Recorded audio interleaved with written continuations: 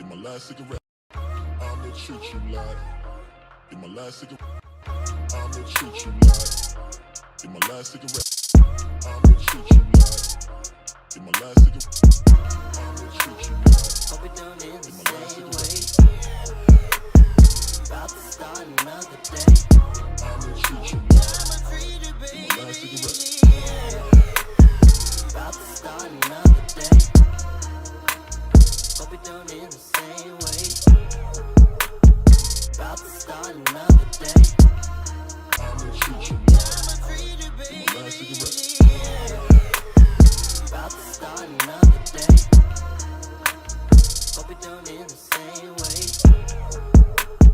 About to start another day. Hope we don't end the same way. About to start another day. I'ma treat you like. In my last cigarette, About to start another day. I'ma treat you like. In my last cigarette. What is going on? We are back in black in the building. My last cigarette, Man, we got so much shit going on, man. You already know I'm gonna hit y'all niggas with it. Did Jesus come back today? my last cigarette, Did he? I'ma treat you like. Tell me that he came back. You've been speaking in tongue and doing all this bullshit. And racism and white supremacy is going oops upside your head. I said oops upside your head looking at it. Shout out to everybody out there, man. Hey, shout out to my brother Dave from No Compromise. We tried to do the Twitter spaces and Twitter didn't even let him know that I had started my Twitter spaces. And he was like, bro, I didn't even know. I thought we was canceling today. So shout out to my brother David. We gonna get another one in this Wednesday. I got something coming up real soon. And I hope y'all like my little, I told y'all I was gonna show y'all them Latino businesses. Shout out to my Latino community. Much love, respect to them. Shout out to everybody out there, man. Shawnee, Erica, Tasha, 066, Screwhead. Y'all already know what it is. David, No Compromise. Y'all know what it is. Brian, y'all know, man. Y'all know what it is, man. Miss Tanya, Latanya. I got nothing but love and respect for y'all. Man, we gonna get on today. We gonna talk about the replacement theory for immigrants. We gonna get into some stuff, man. We gonna definitely get into some stuff. Shout out to everybody out there that's trying to make a way out of no way and handle business and do what you need to do to survive. You know, it is very, very difficult out here in the United States of America Incorporated to handle business the way you want when, you know, shit ain't as sweet as you would like it to be. You know what I'm saying? Man, I hope everybody has had a, oh, my bad, I cut the camera off. There we go. Can y'all see me now? Oh, shit. There we go. But shout out to everybody out there, man. We gonna talk about it. We gonna talk about, I'm drinking this soursop tea right now. We gonna talk about a lot of things. We gonna get to it. It is Sunday. It's May. It's starting to get hot. Motherfuckers' allergies is fucked up. We gonna talk about a lot of shit today. We gonna talk about a bunch of shit. We gonna talk about how we need to watch out for these immigrant coons and shit. There's a lot of shit that we need to discuss today, so we gonna get into it. Let's get it going, man. For real. Hey, if you're having a good day, just put a smile on your face. Turn that smile upside down. If you're watching a Sambo kiss ass and coon, believe it. Don't try to change it. Only thing you can do is give him a Sambo rehab kit. Dr. Clyde Anderson's books, Dr. Joy DeGroove's book, and the Queen Mother, Dr. Frances Cress Welsing's The ISIS Papers, Keys to Color. Give him that book. And tell him, don't come out of his house for a weekend and just read them motherfucking books. Let's get it, y'all. Shout out to everybody that got to work. And I'm going to get into that right now. We're going to talk about that right now. Man, look. I had to start. I have to start this off, man. You know, I gotta start this off, man. I have to. Look, we as black folk need to do a better job of, I feel like, having better means of communication.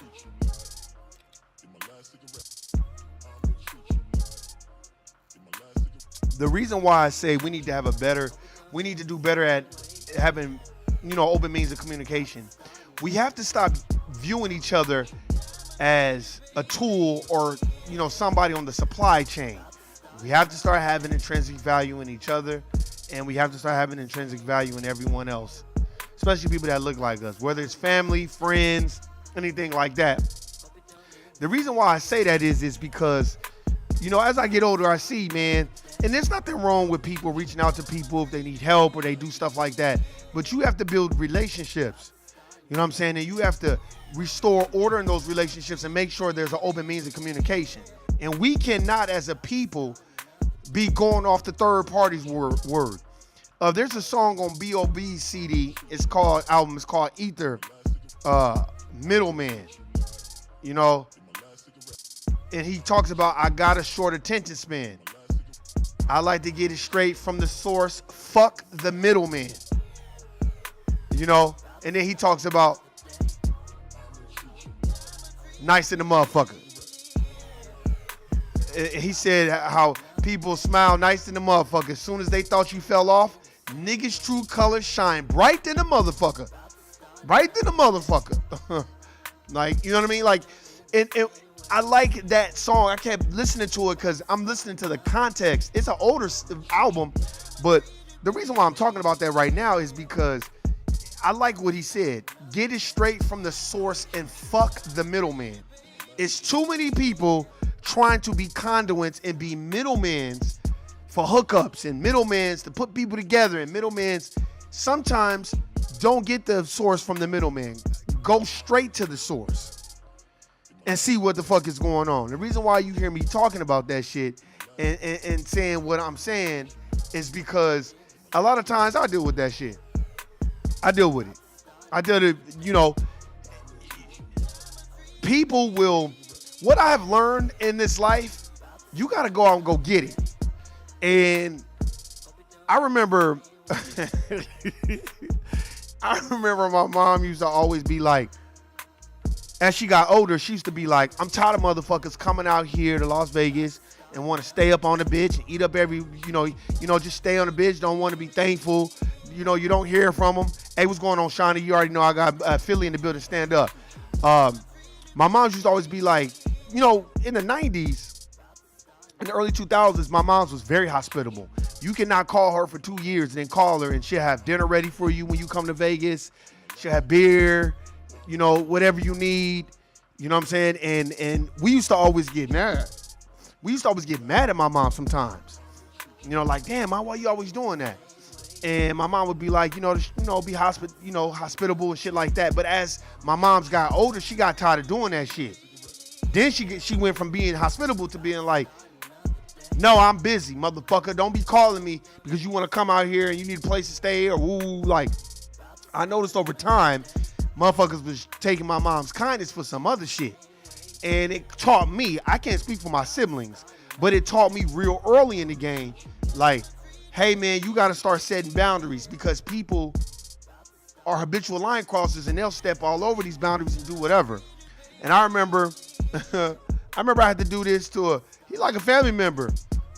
This was like, my sister know, this was like, because she ended up seeing him on the strip. I remember my sister was like, I ain't going to put no people's name out, but I remember motherfuckers calling me, oh, man, I'm going to be out there. And then I flipped it. I was like, well, where you staying? I never heard from that nigga again. My sister ended up seeing him, but that nigga knew not to call me because, nigga, my crib is not the Snooty Fox. And my shit ain't the motherfucking spot. Hey, what's going on, Shawnee? Good looking out on those books. I bought Patty Cannon and stole it. Oh, my. Look, I'm telling you right now, Shawnee, when you read Patty Cannon's book, you're going to be like, oh, this bitch was insane. Straight up. Straight up. Straight up. Let me finish this tea. But yeah.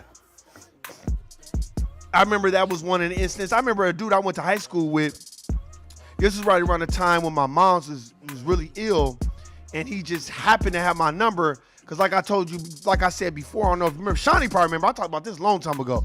I was trying to get in contact with my nigga from Inglewood. Me and him went to school together, but he knew a third party, and I didn't really fuck with him like that, but he had reached out to me on Facebook, and I'm like, well, here, get that nigga my number. You know, whoop, whoop. Of course, he wanted to flip it and talk about how hard it is for him in California. Not the nigga I'm trying to talk to and trying to link up with. You know what I'm saying? And I didn't hear from him for a long time. And then, you know, like 2015 come around, and all of a sudden this nigga's on my bumper, calling me, texting me. And then finally, you know, I said, what's up? This nigga want a job and all this other shit. And I'm like, man, I ain't really with that shit. And I just didn't fuck with him no more. Because I think he knew, like, you got to create relationships with people. That's one thing that I've learned working at the corporate plantation and just being around people. If you don't have that type of relationship established with people, you shouldn't be asking for anything. You have to create a relationship. It's a barter system. You can't just wake up one morning and call a third party, and then a third party, and then all you third party motherfuckers too, man. I learned that I don't do the third party shit like that. Last time I did the third party is when I had to hook up at this tattoo shop because the dude was the owner. And that was a lot of work too, because when the owner didn't want a tattoo and wouldn't call niggas back, they was calling me. Hey, Warren, man, oh boy ain't calling me back, and woo woo. But I got tired. That was my first introduction to being a third party. And the reason why I'm saying this shit is because we have to stop as people being so silly-minded and being ignorant and not understanding, like, if I don't have this relationship established with this person, it doesn't matter what I don't give a fuck if the third party is Jesus. You cannot don't listen to no third party seeing you on a wild goose chase. What you have to do is establish in your head, do I have this type of relationship with this person? Then I'm not even gonna bother. I ain't even gonna even mess with it. Like I said, there was one time I didn't want to go to the DMV, and I knew I had to go, and I used to work with this lady, and then she didn't work there no more. She started working at the DMV. Well, when she started working at the DMV, I just remember, like, I wanted to use the hookup, and I was cool with her, but I didn't have that established relationship. So when I didn't have that established relationship, I was like, I'm not finna bother this lady because I don't have that relationship. And I could have went through somebody else to be like, hey, what's up? But I'm like, man, I'm not doing that shit.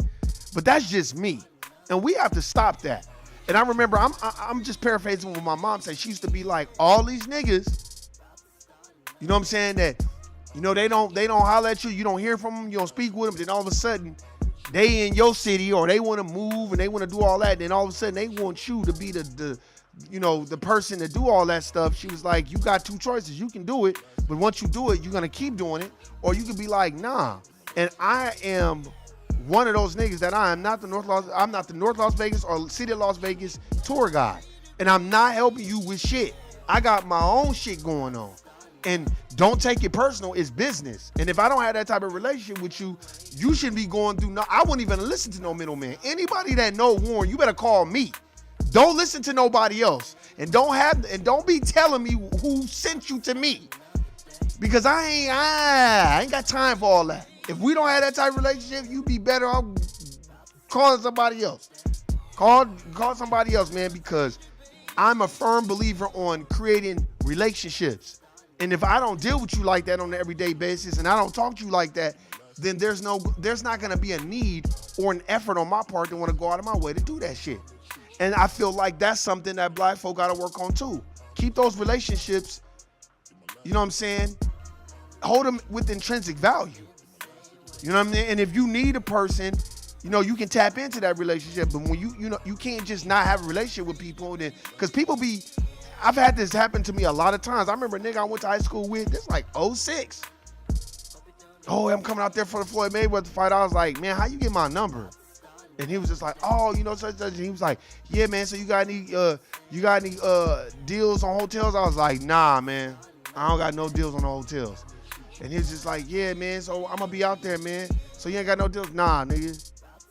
And after that, I never heard from him again. This was like '06. And it's like, nigga, I don't even fuck with you like that. So why would you be calling me? Because, dude, people do that type of shit. And it's our job to nip that shit in the bud. That's why I don't play that shit. Don't use no third. I was listening to that B.O.B. song. It's on the Ether album. Get it straight from the source. Fuck the middleman. Don't be listening to the middleman. Middleman gonna have you looking dumb. So I would advise that everybody has that same type of mentality, because if you don't, you're going to be like how my mama was in the 90s. Feeding the 5,000s is what I used to tell my mom. You always feeding the 5,000s. Which brings me to my next point. If we don't start having policies, procedures, rules, regulations, and boundaries within our own, we allow people like Enes Kanter to come in and try to tell us what we need to be doing. First of all, Enes Kanter, that basketball player, you're a fucking immigrant. You're a freeloader. Black Layer White Wealth and Empowernomics teaches us, if you did not build this country, you're over here for unearned benefits, which means you're a fucking freeloader. So you don't have a right to go on Fox News or any fucking where and talk about how Jordan got tens of billions of dollars in China. I don't give a fuck what he got billions of dollars in. That ain't your place, nigga. You're an immigrant. You don't even belong here. And niggas got to start shutting these motherfuckers down. Because like I said, when I was at 24 Hour Fitness, this immigrant was trying to tell me how important it was to vote. And I said, I don't take advice from immigrants. Can't nobody tell me what I need to be doing in the United States of America. My people built this country, so can't nobody tell me nothing like that. And that motherfucker left me alone. And there was a white lady in there that was laughing at his ass and was laughing like, ooh, you better leave him alone. You're not speaking to no dumb nigga that's going to be, I'm not finna argue with no immigrant about why I should vote. Because you're going to be mad at me when I be like, but I'm going to argue about why you shouldn't be here. You're going to be mad at me. You here for unearned benefits, so you get the fuck out of my face. That's why I feel like black folk have to establish a code of conduct. We have to stop viewing each other as a tool or a resource and viewing each other as a teammate.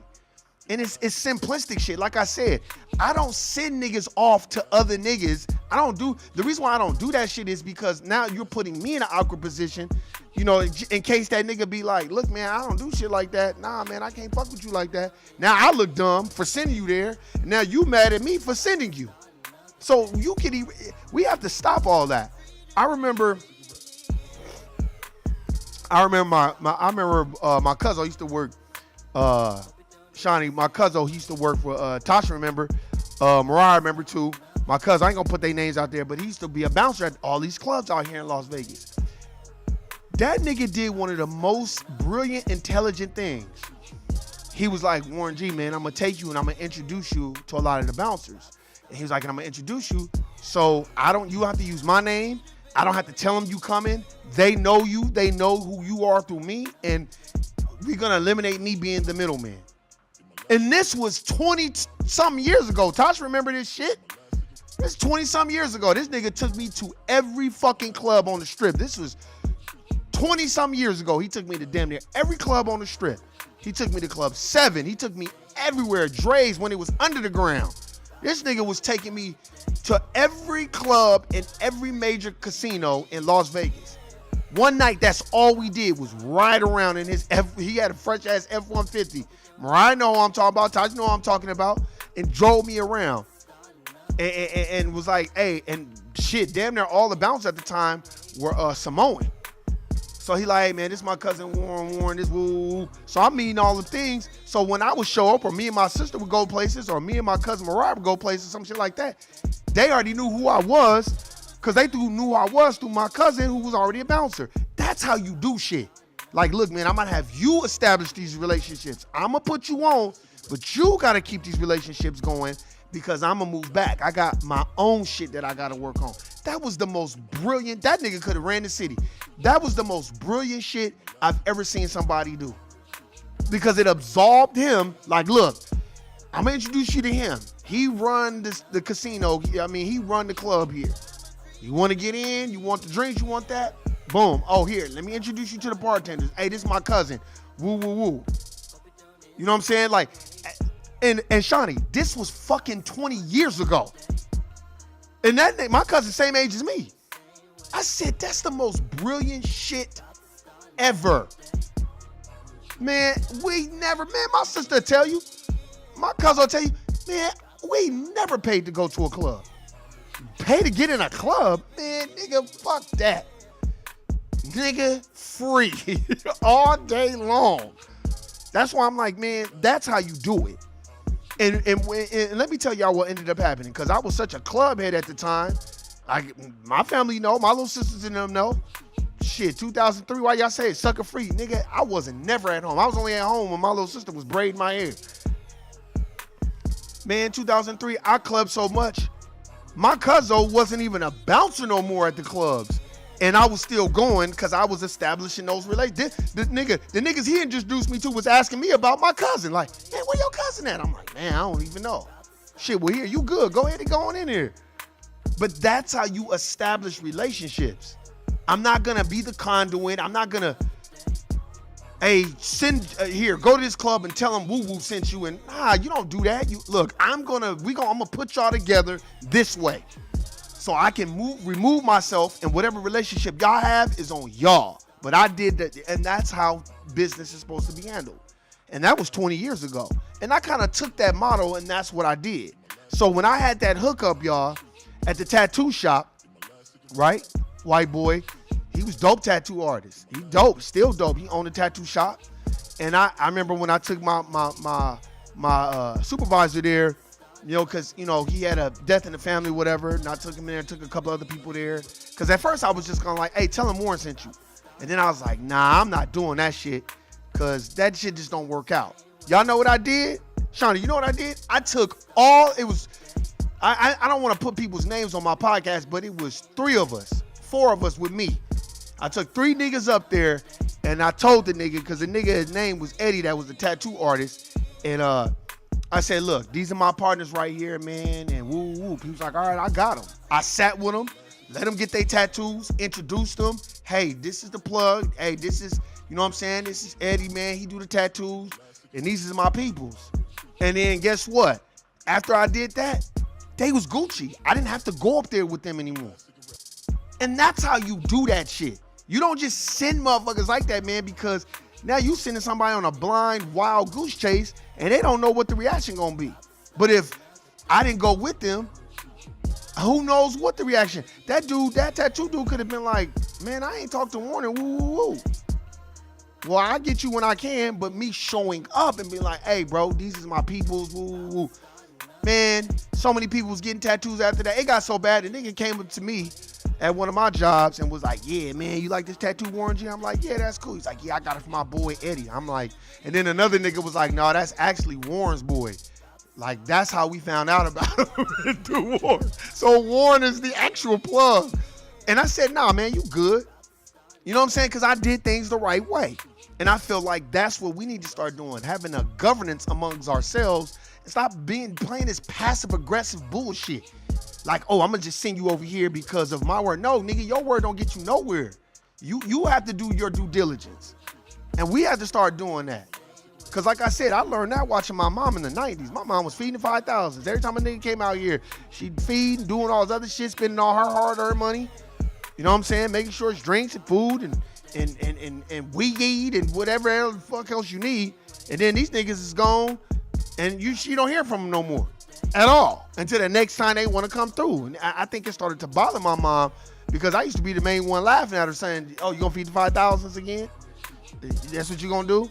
And then she started getting irritated and she stopped doing that shit. And a lot of it was family and friends. You know what I'm saying? And it's like, man, no, you gotta, let's have a governance of who we are. And then we can check people like Enes Kanter because that's what's most important. We shouldn't allow no immigrants to come over here and be talking crazy about what the fuck we need to be doing. That shit is crazy. As they giving billions of dollars to Ukraine but don't want to give niggas reparations. Man, get the fuck out of here. Why we got to go to these jobs and watch. That's why I don't like passive aggressive shit. We deal with that shit at the core plantation all the fucking time.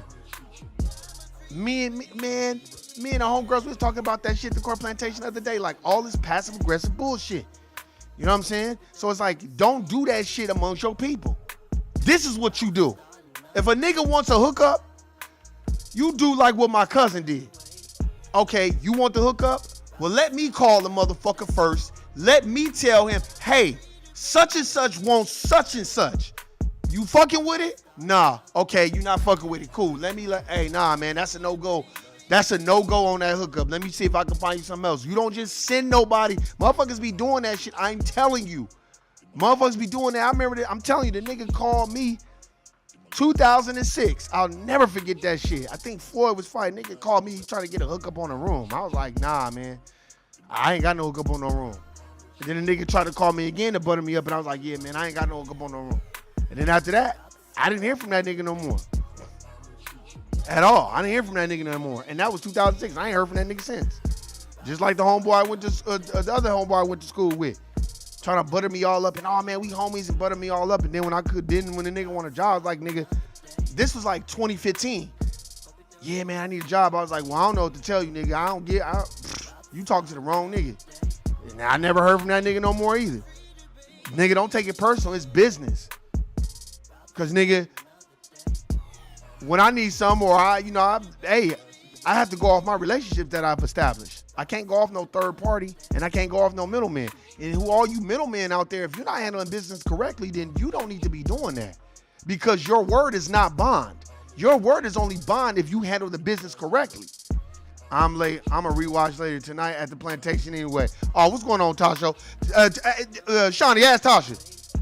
She'll tell you. Tasha, I was talking about, I don't want to say his name. Our cousin that had the hookup at the clubs. Remember he was taking us everywhere to introduce us to the bouncers and shit? Tasha tell you. The motherfucker took me everywhere. He introduced me to so many goddamn bouncers. And then after that, Marcus, damn, ended up saying this name. That's my cousin. But he bagged back. That nigga was like, shit, it's on you now, Warren G, man. I didn't introduce you. Tasha, y'all do y'all thing. Y'all ain't got to keep coming to my club. I didn't introduce y'all to all the bouncers. Y'all going to do y'all thing. Y'all don't have to be up under me. That's how you do it. You don't send no nigga somewhere blind. You don't do that. We have to stop doing that shit. We have to wake up and stop doing that. And you say, well, why does that matter? It matters because other racial groups watch how we conduct ourselves amongst each other.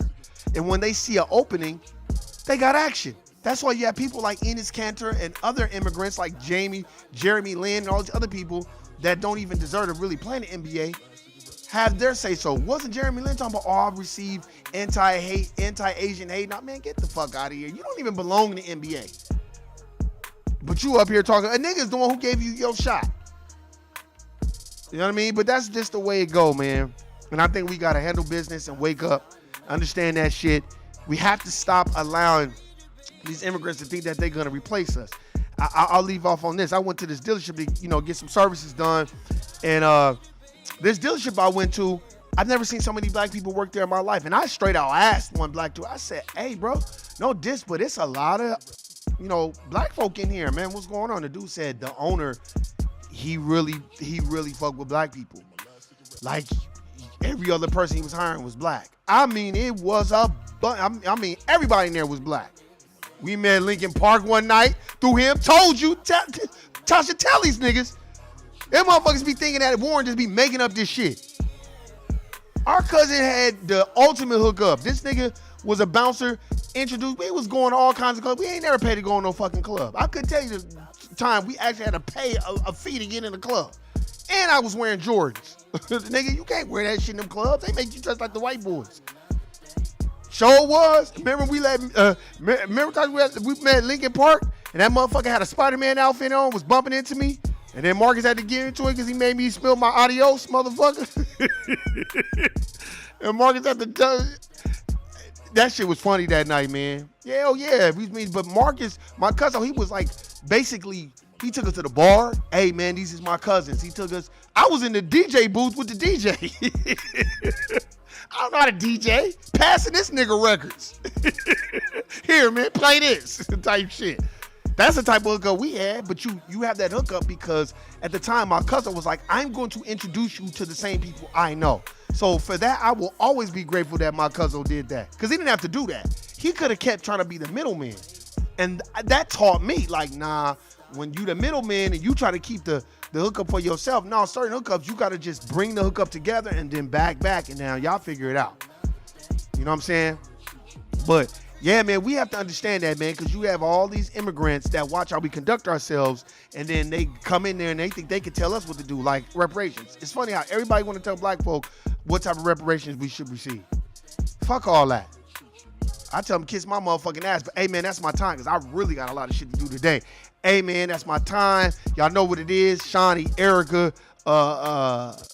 David from No Compromise, my brother.